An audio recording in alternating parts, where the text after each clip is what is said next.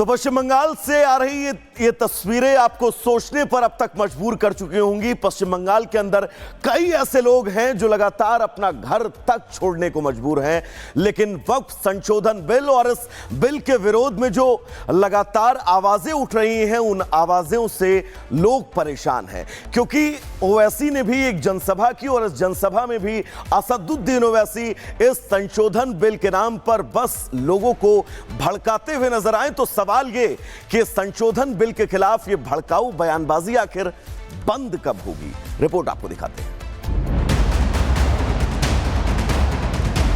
संविधान बचाओ, वक्फ बचाओ। वक्फ संशोधन कानून के खिलाफ पूरा विपक्ष और मुस्लिम संगठन सुप्रीम कोर्ट पहुंचा। 73 याचिकाएं लगाई गई, वक्फ संपत्ति छीनने का आरोप लगाया गया, जिसके बाद सुप्रीम कोर्ट ने 7 दिन में केंद्र सरकार से जवाब तलब किया। लेकिन शायद विपक्ष को देश की न्याय व्यवस्था पर भरोसा नहीं है, तभी तो एआईएम चीफ असदुद्दीन ओवैसी ने एआईएम पीएलवी की अगुवाई में हैदराबाद में भड़काऊ मजलिस ही सजा दी। खुद को मुसलमानों की मसीहा के रूप में स्थापित करने के लिए वक्फ बिल फाड़ने वाली करतूत का खुद ही बखान कर डाला। हम सिर्फ अपने कब्रिस्तानों को या ईदगाह को बचाने के लिए एहतजाज नहीं कर रहे, हम एहतजाज इसलिए कर रहे हैं कि जो सियासी ताकतें आज इस मुल्क पर हुक्मरान हैं, वो हमको मिटाना चाहते हैं और हम उनको ये बताना चाह रहे हैं कि हम अपने आप को मिटने नहीं देंगे। इंशाअल्लाह ताला जमहूरी तरीके से तुम मिट जाओगे और तुम ऐसे कानून बना रहे हो जो हमारे आईन और संविधान के फंडामेंटल राइट के खिलाफ है। मैंने पार्लियामेंट में उस कानून को फाड़ा। ओवैसी का ये बयान बता रहा है कि ना तो वो संविधान में विश्वास रखते हैं, ना ही देश की अदालतों में। ओवैसी और पूरा विपक्ष वक्फ संशोधन कानून की आड़ में अपनी सियासत चमकाने में जुटा है। जिस ट्रिपल तलाक कानून ने मुस्लिम महिलाओं को सर उठाकर जीने की ताकत दी, उसी कानून को ओवैसी महिलाओं के खिलाफ बताते हैं। इतना ही नहीं, यूसीसी के खिलाफ अभी से मुसलमानों को भड़काने में वो जुट चुके हैं। बीजेपी ये समझ रही है कि उन्होंने 2014 में इख्तिदार पर आए तो पहले ट्रिपल तलाक का ऐसा कानून बनाया जो मुस्लिम खवातीन के खिलाफ बनाया। फिर उसके बाद उन्होंने CAA का कानून मजहब की बुनियाद पर बनाया।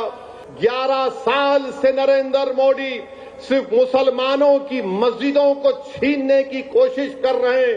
11 साल से नरेंद्र मोदी मुस्लिम खवातीन को ताकतवर बनाने के बजाय उनके सरों से हिजाब को छीन रहे हैं। असदुद्दीन ओवैसी का ये भड़काऊ प्लान हैदराबाद तक सीमित नहीं है। हैदराबाद के बाद बिहार और बिहार के बाद दिल्ली में भड़काऊ मजलिस लगेगी। अब तालकटोरा स्टेडियम में भी 22 को होगा। मैं हमारे तमाम से अपील कर रहा हूं, इसको कामयाब करिए। आपसे भी अपील कर रहा हूं कि हमको एक लंबी लड़ाई लड़ना है जमहूरियत में। पहला हमला जो है वो मुसलमानों के ऊपर है, मुस्लिम वक्फ पर है। इसके बाद क्रिश्चियन का नंबर आएगा, फिर गुरुद्वारे का नंबर आएगा। ऐसे करके हर धर्म को ये चाहते हैं कि उस पर अपना अंकुश लगाए। सरकार पर किसी को विश्वास नहीं है। मुसलमान अंडर अटैक है वो सिर्फ और सिर्फ असदुद्दीन ओवैसी की वजह से। सुप्रीम कोर्ट में सबसे पहली याचिका आपकी है। जब आपने याचिका सुप्रीम कोर्ट में लगाई तो याचिका लगाने के बाद फिर आप रोजाना लोगों से कहते हैं कि मुसलमानों उठो, ये उठने का वक्त है, तुम्हारे सिर पे तलवार लटकी हुई है, तुम्हारी मस्जिदों के खिलाफ साजिश हो रही है। तो ये कौन सा पार्लियामेंट का आप आदर कर रहे हैं? एआईएम चीफ बार बार अमन की बात करते हैं, लेकिन उनकी तकरीरें ना तो अमन कायम करने वाली है, ना ही भाईचारे वाली। ऐसे में अब देश के अल्पसंख्यकों को ही तय करना होगा कि उन्हें संविधान और न्यायपालिका पर भरोसा है या फिर विपक्ष के सियासी नफरती एजेंडे पर। Bureau report, Republic Bharat. तो पश्चिम बंगाल से आ रही ये तस्वीरें आपको सोचने पर अब तक मजबूर कर चुकी होंगी। पश्चिम बंगाल के अंदर कई ऐसे लोग हैं जो लगातार अपना घर तक छोड़ने को मजबूर हैं, लेकिन वक्फ संशोधन बिल और इस बिल के विरोध में जो लगातार आवाजें उठ रही हैं, उन आवाजों से लोग परेशान हैं, क्योंकि ओवैसी ने भी एक जनसभा की और इस जनसभा में भी असदुद्दीन ओवैसी इस संशोधन बिल के नाम पर बस लोगों को भड़काते हुए नजर आए। तो सवाल ये कि संशोधन बिल के खिलाफ ये भड़काऊ बयानबाजी आखिर बंद कब होगी? रिपोर्ट आपको दिखाते हैं। संविधान बचाओ, वक्फ बचाओ। वक्फ संशोधन कानून के खिलाफ पूरा विपक्ष और मुस्लिम संगठन सुप्रीम कोर्ट पहुंचा।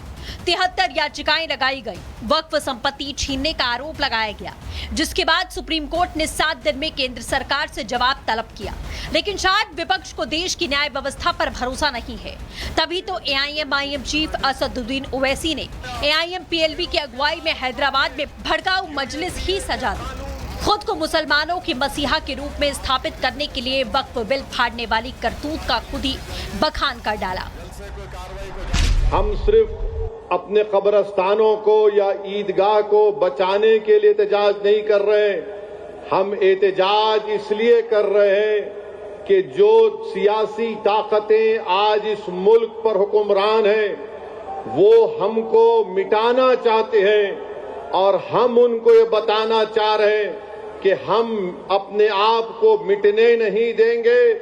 इंशाअल्लाह ताला जमहूरी तरीके से तुम मिट जाओगे और तुम ऐसे कानून बना रहे हो जो हमारे आईन और संविधान के फंडामेंटल राइट के खिलाफ है।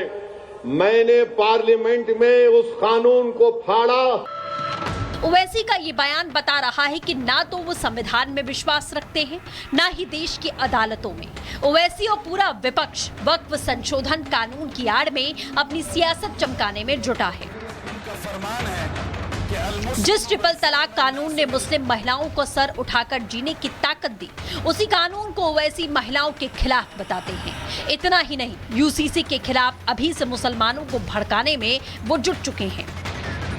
बीजेपी ये समझ रही है कि उन्होंने 2014 में इख्तिदार पर आए तो पहले ट्रिपल तलाक का ऐसा कानून बनाया जो मुस्लिम खवातीन के खिलाफ बनाया। फिर उसके बाद उन्होंने CAA का कानून मजहब की बुनियाद पर बनाया। 11 साल से नरेंद्र मोदी सिर्फ मुसलमानों की मस्जिदों को छीनने की कोशिश कर रहे हैं। 11 साल से नरेंद्र मोदी मुस्लिम खवातीन को ताकतवर बनाने के बजाय उनके सरों से हिजाब को छीन रहे हैं। असदुद्दीन ओवैसी का ये भड़काऊ प्लान हैदराबाद तक सीमित नहीं है। हैदराबाद के बाद बिहार और बिहार के बाद दिल्ली में भड़काऊ मजलिस लगेगी। अब तालकटोरा स्टेडियम में भी 22 को होगा। मैं हमारे तमाम से अपील कर रहा हूं, इसको कामयाब करिए। आपसे भी अपील कर रहा हूं कि हमको एक लंबी लड़ाई लड़ना है जमहूरियत में। पहला हमला जो है वो मुसलमानों के ऊपर है, मुस्लिम वक्फ पर है। इसके बाद क्रिश्चियन का नंबर आएगा, फिर गुरुद्वारे का नंबर आएगा। ऐसे करके हर धर्म को ये चाहते हैं कि उस पर अपना अंकुश लगाए। सरकार पर किसी को विश्वास नहीं है। मुसलमान अंडर अटैक है वो सिर्फ और सिर्फ असदुद्दीन ओवैसी की वजह से। सुप्रीम कोर्ट में सबसे पहली याचिका आपकी है। जब आपने याचिका सुप्रीम कोर्ट में लगाई तो याचिका लगाने के बाद फिर आप रोजाना लोगों से कहते हैं कि मुसलमानों उठो, ये उठने का वक्त है, तुम्हारे सिर पे तलवार लटकी हुई है, तुम्हारी मस्जिदों के खिलाफ साजिश हो रही है। तो ये कौन सा पार्लियामेंट का आप आदर कर रहे हैं? एआईएम चीफ बार बार अमन की बात करते हैं, लेकिन उनकी तकरीरें ना तो अमन कायम करने वाली है, ना ही भाईचारे वाली। ऐसे में अब देश के अल्पसंख्यकों को ही तय करना होगा कि उन्हें संविधान और न्यायपालिका पर भरोसा है या फिर विपक्ष के सियासी नफरती एजेंडे पर। Bureau report, Republic Bharat.